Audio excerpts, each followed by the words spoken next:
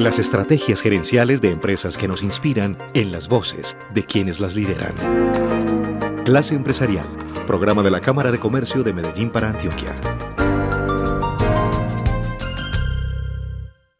Qué gusto saludarlos nuevamente aquí en los 95.9 Cámara FM, la emisora de los empresarios, de los comerciantes en la ciudad de Medellín, emisora de la Cámara de Comercio. Es un gusto también aquí a saludar a quienes nos están viendo a través de YouTube desde cualquier parte del mundo. Hoy con una voz empresarial que tiene una escuela intensiva de experiencia, de lecciones acumuladas.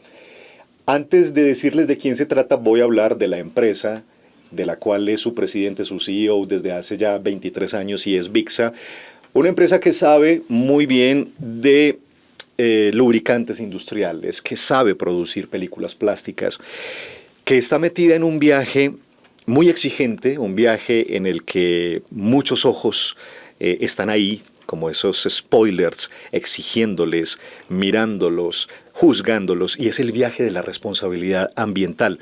Son pioneros en hacer plástico de envolver biodegradable. Les estoy hablando de Vixa S.A., una compañía que nace en 1969, ya con su presidente nos contará detalles de ese nacimiento. Y la persona de la que les hablo es Christian Halaby. Christian Halaby es el presidente desde 2001 de Vixa. Es un hombre de familia siria, familia árabe, pero también yarumalense. Estudió ciencias políticas y economía, tiene una maestría en liderazgo positivo y estrategia de la IE, de la Escuela de Negocios en España.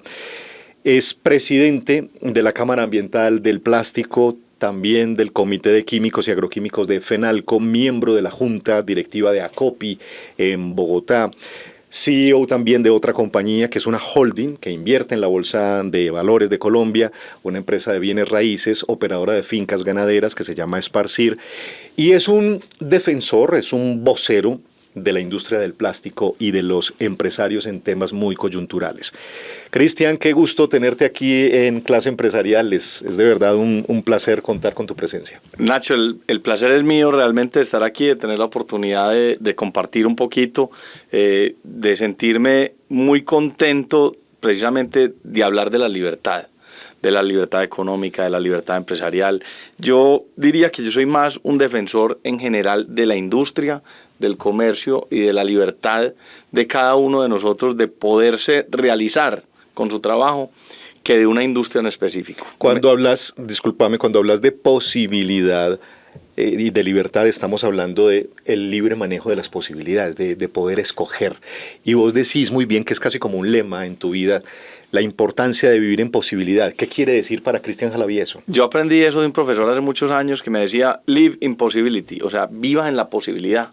O sea, usted no tiene un techo, usted no tiene un límite. Sueñe que muchos de sus sueños se pueden convertir en una realidad. Hay unos que no, pero hay unos que sí. Pero si dejamos de soñar, nada se va a lograr. Entonces, uno no puede limitarse a decir, las cosas son como son. Las cosas están así, porque entonces yo vivo digamos, en un ambiente de mediocridad permanente.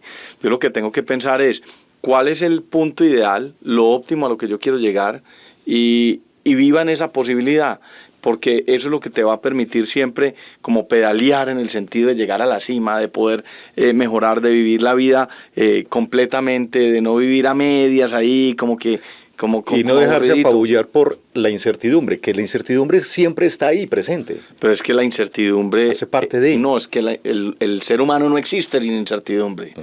Es esencial del ser humano la incertidumbre y vivir en ella. Usted se imagina lo aburridora que sería esta entrevista si tuviéramos certidumbre de qué vamos a decir o vos qué me vas a preguntar. Claro. Creo que eso sería terrible. La incertidumbre es clave, es poder sortear vos un camino todos los días. Yo me imagino cuando los conquistadores o cuando Bolívar mandaba una carta a Santander, ¿cómo sería la incertidumbre de esa carta? ¿Va a llegar? ¿No va a llegar? ¿Cómo se manda? ¿Por dónde se manda? ¿Cuál es? O sea, todo eso es lo que hace que el ser humano sea diferente a los demás animales en la Tierra. Cristian, cuando hablas de sortear caminos, hay un camino muy interesante y ya directamente entremos en materia con Vixa. Vixa es una empresa que provee materias primas y que provee desarrollos a otras compañías. Y sobre todo que está en una misión, y es hacer que los plásticos sean cada vez menos indeseables y sean cada vez más biodegradables. ¿Cómo ha sido ese viaje tuyo, ese journey a través de VIXA en 23 años como CEO? Mira, yo creo que la vida precisamente ha sido muy incierta. A mí me ha tocado una vida ciertamente incierta en muchas cosas, por lo que ha traído Colombia a mi vida en su momento. La amo con todo mi corazón, este país, amo esta ciudad, amo este departamento, pero considero que eso hace que uno tenga que volverse extremadamente creativo.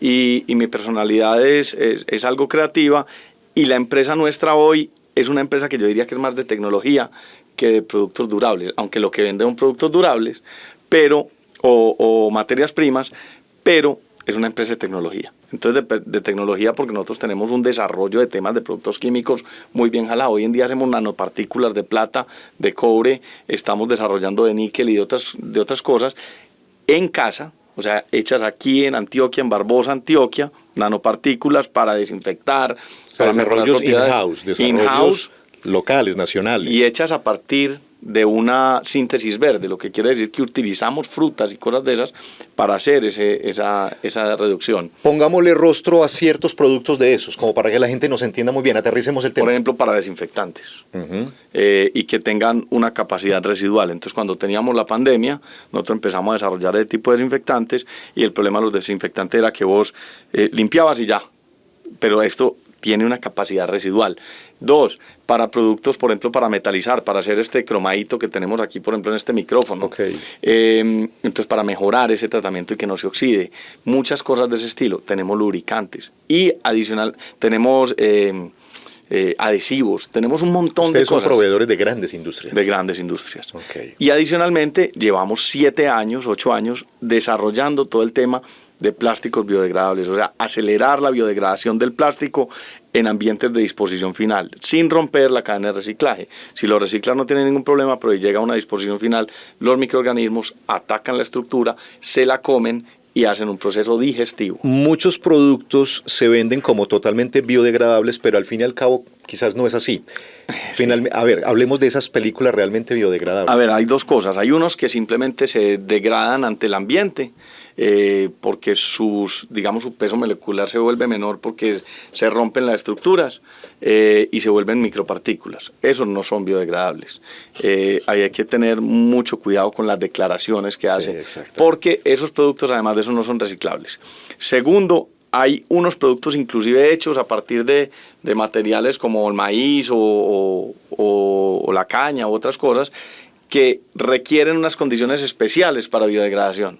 Aquí lo que estamos hablando es de productos que realmente, naturalmente, los microorganismos puedan acceder a las cadenas de carbono e hidrógeno, que es de lo que estamos hechos nosotros también, y el banano y todas las frutas. Pues es quizás de los elementos más presentes en el planeta. Porque es que eso viene de plancton y de todas esas cosas. Entonces, que se biodegraden por acción de los microorganismos, o sea, que se la coman. Y digamos que eso quedó dentro de una de las alternativas sostenibles a la ley 2232 de plásticos de un solo uso, y esa alternativa sostenible pues hoy ante la reglamentación y todas las cosas pues está empezando a implementar, y mucha gente está pudiendo utilizar estos plásticos salvando el planeta y no cambiándolo por unas cosas que desafortunadamente en muchos usos la gente creería que el papel o el vidrio u otras cosas son menos contaminantes, y es falso. Por supuesto que vamos a hablar de esta ley de plástico. Pero más tarde. Exactamente. Pero quisiera hablar de ese desarrollo del plástico biodegradable. Ha sido muy en conjunto, o sea, ha sido una investigación conjunta con empresas de Estados Unidos y también europeas. Ese trabajo, ese desarrollo cooperativo, ¿qué le ha aportado al ADN de tu compañía, de VIXA? Mira, uno solo no se da sino contra las paredes. La tecnología es un tema que se va desarrollando dependiendo de las necesidades del mercado. O sea, yo siempre he dicho que los problemas de la humanidad los tiene que resolver con ciencia. O sea, que da par dos con poner conciencia y además de eso meterle un poquito de ciencia y tecnología. Sin eso no resolvemos los problemas. De hecho, el plástico, por ejemplo, es una solución a un problema ambiental que había en las refinerías de petróleo, de querosene, al principio, y había una liberación de gases muy alta. Esos gases los aprendieron a condensar y los convirtieron en plástico. Entonces dejaron de ser una emisión de gases de efecto invernadero.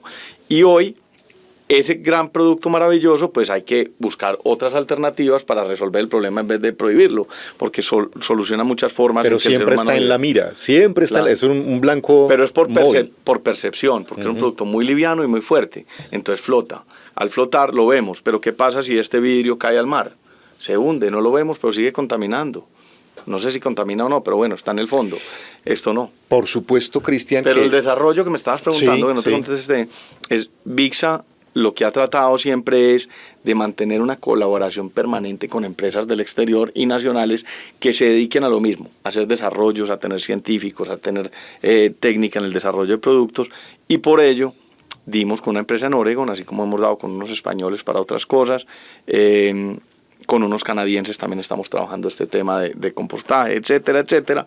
Y hoy tenemos un producto probado, comprobado. Fuimos los primeros en el mundo en hacer stretch film biodegradable y estamos tratando de que la industria colombiana sea pionera. Yo siempre he dicho que había una opción y era que el titular pudiera decir 150.000 empleos se pierden por la ley de plásticos de un solo uso, o que dijéramos Colombia es el primer país del mundo que todos los plásticos son biodegradables, reutilizables o reciclables. tu empresa estaría en riesgo con la nueva ley que prohíbe estos plásticos, la 2232. ¿O ustedes qué? ¿Ustedes se anticiparon? ¿Cómo Nosotros nos anticipamos con han esto de las... respondido a esta ley?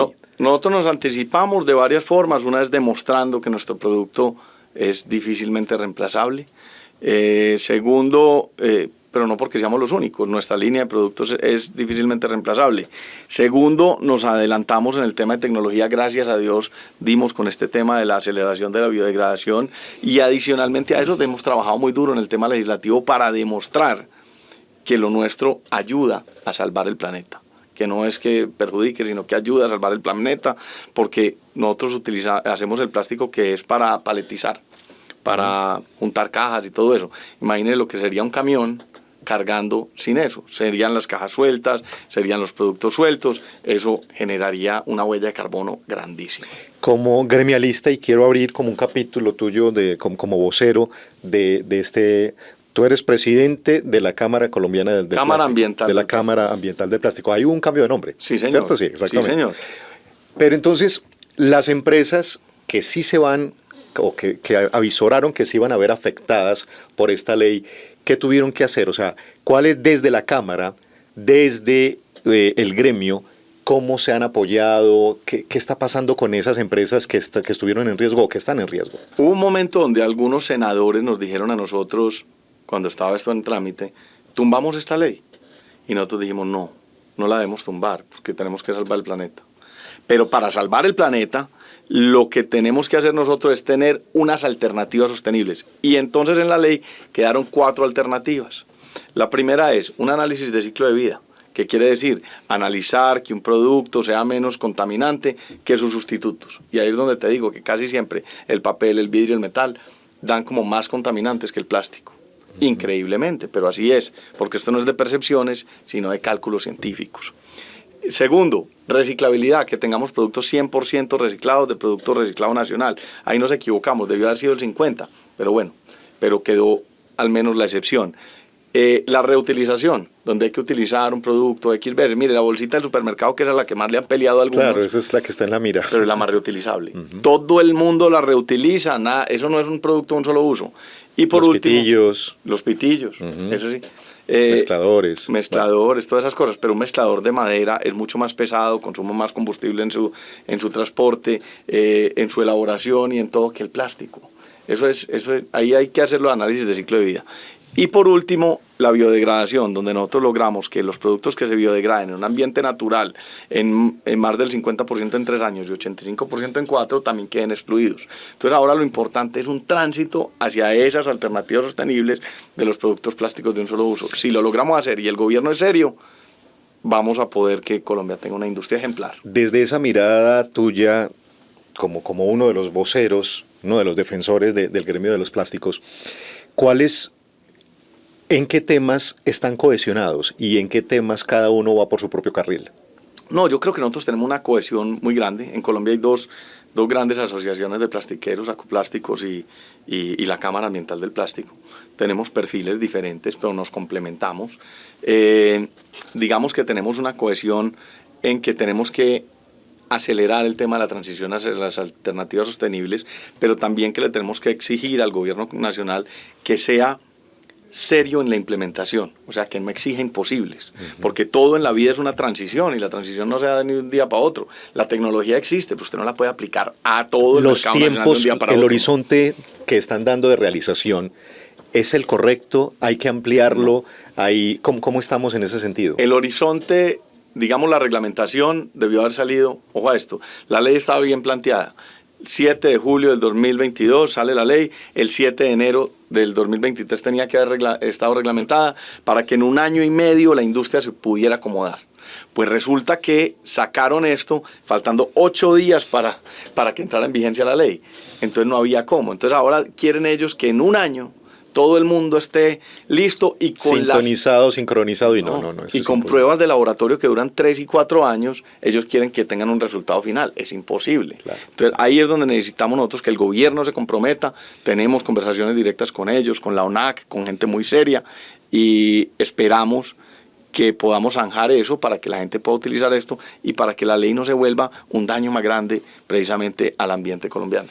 Cristian, si me lo permitís, quiero como llevarte hacia conocer parte de cómo entiendes el liderazgo, cuál es tu caja de herramientas y obviamente estos años que estamos viviendo.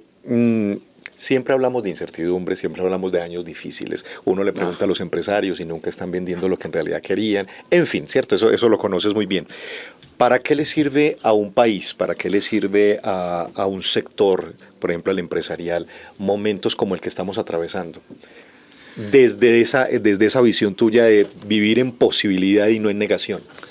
Mira, yo creo que hay dos cosas. Hay gente que vive más tranquila que uno porque está menos informada. Entonces no le para aquella bola. Ignorancia que llamamos paz, dice Margarita Ursenar. Sí, hay gente que dice que entre más sepa más la tortura, ¿no? Sí. Pero yo lo que creo es que uno tiene que tener el contexto de las cosas y entender que las dificultades siempre existen.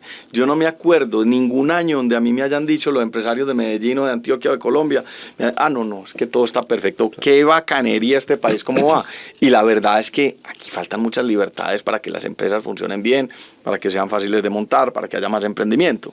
Pero en el momento y la coyuntura que estamos viviendo hay que entender algo, y es lo único constante que hay en la vida es el aprendizaje.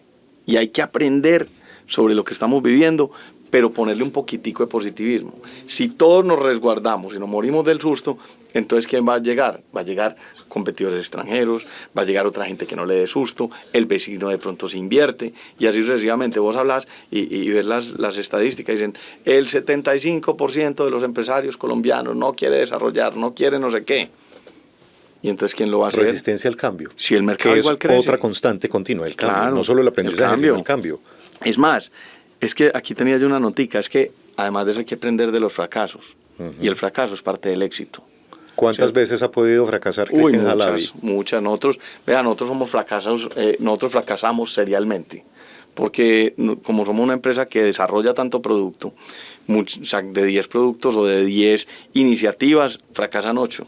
Pero hay 2 que pelechan. Si no hacemos ninguna pelecha. O sea, eso sí, pues el mundo es de los que ensayan. Y nosotros somos conscientes de eso, de que vivimos en un mundo permanente de aprendizaje. No nos gustan los expertos. Sabemos que un experto tiene un problema muy grande, es que el experto no tiene más que aprender.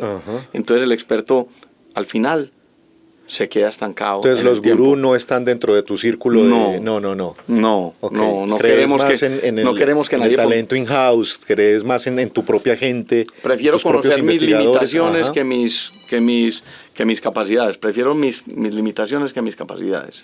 Cristian, es importante. Viene haciendo carrera una especie como de ¿qué diríamos? De atentado también contra el tejido empresarial. Hay una mala imagen del tejido empresarial que no podemos permitirla.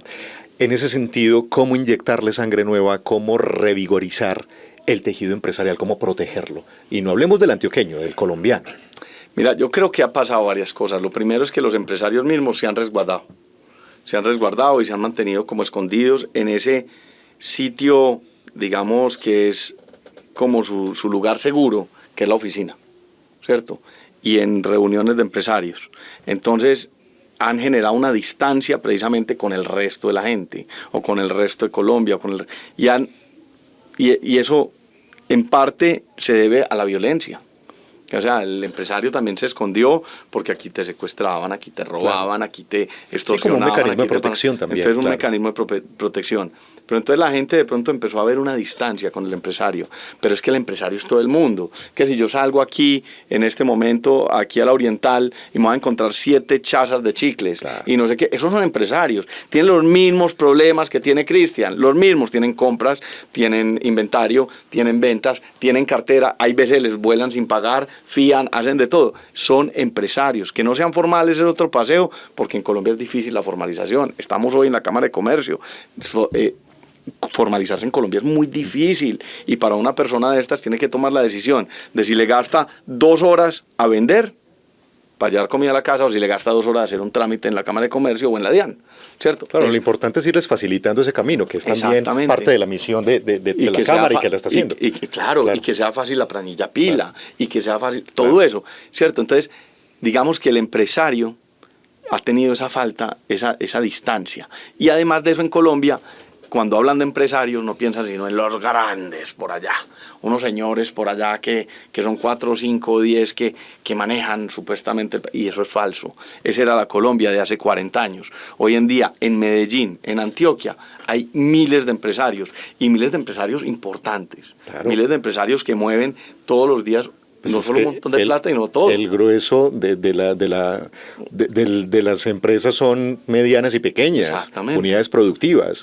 Ahí está el 93%. Y ese es el verdadero desarrollo. Entonces, yo digo que lo que tenemos que hacer es humanizar la relación empresario-empleado, humanizar, pero sin perder la base del enfoque. Nosotros no podemos ser vergonzantes. O sea, un empresario no puede ser vergonzante de lo que hace. No puede, el tema de la responsabilidad social empresarial es muy importante, pero es que la primera responsabilidad del empresario es generar riqueza para la sociedad. Ya después, si le sobra, pues tiene que invertir o puede invertir de acuerdo a su gusto. Pero la primera responsabilidad social es generar riqueza y oportunidades. Cuando vos generas un empleo, en ese momento estás haciendo responsabilidad social empresarial, más que cualquier otra. Es mejor tener 200 empleos que 100 y después un montón de donaciones. Si me lo permitís, y ya para terminar, sería esto es cruel, los 26 minutos son crueles, pero sería imperdonable no hablar de un legado familiar, ¿cierto? De todo ese inventario de recuerdos familiares de Cristian Halaby, de ese bisabuelo que fue un cazarrecompensas, que se viene desde Estados Unidos al Chocó a rescatar una locomotora. Una draga, exactamente. Luego tu abuelo, tu papá. De ese ADN de ellos, ¿qué hay en Cristian Halaby? Hermano, yo creo que lo que más hay es ese ánimo como de buscar la incertidumbre. Uh-huh. O sea, a nosotros no nos gusta la certidumbre, nos gusta la incertidumbre. Entonces somos todo el día investigando, buscando. Este man se viene de Nueva York, donde estaba tranquilo, donde había llegado él en brazos de su mamá, ya graduado y todo listo. Y se viene a buscar una draga en el Chocó, por Dios. El embajador de los Estados Unidos en Barranquilla le dijo: Camilo, devuélvase para Estados Unidos. Le digo: no, yo no tengo tiquete sino de venida. Y sale para el Chocó y allá, y aquí ha hecho su vida, y después se viene a buscar su reina, y tuvo su familia en el Chocó, y tuvo su familia aquí, y toda la cosa, pero una búsqueda del emprendimiento permanente. Luego se dedica a las importaciones de productos, trae locomotoras, trae grasa, trae telares, una cantidad de cosas. En esa familia, mi abuelo también era más textilero, pero era también un hombre supremamente inquieto en el tema de negocios. Entonces, que la textilera, que Radio Colibrí, que el tema de Istral, fue accionista en Minores de Antioquia. ¿Escogiste este rumbo por el lado de la química y del sector de fabricación de químicos, o te hubiera gustado, por ejemplo, continuar con lo textil o con los medios? ¿Qué hubiera...? O sea, ¿estás en el camino correcto? Hombre, yo soy feliz con lo que hago. Uh-huh. A mí me gusta una frase de Tolstoy que dice: no hay que querer hacer muchas cosas, sino querer mucho las cosas que se hacen. Y a mí cada paso que trato de emprender, quiero disfrutarlo. Obviamente dentro de todas las actividades humanas hay cosas que a uno le gustan y cosas que no. Pero hoy yo no miro para atrás por el retrovisor. A mí me tocó cerrar la empresa textil y fue un proceso muy doloroso, pero agradezco porque ahí aprendí todos los temas industriales. Vos decías, yo soy politólogo, economista. Cristian, ¿por qué no es administrador? ¿O por qué no es ingeniero?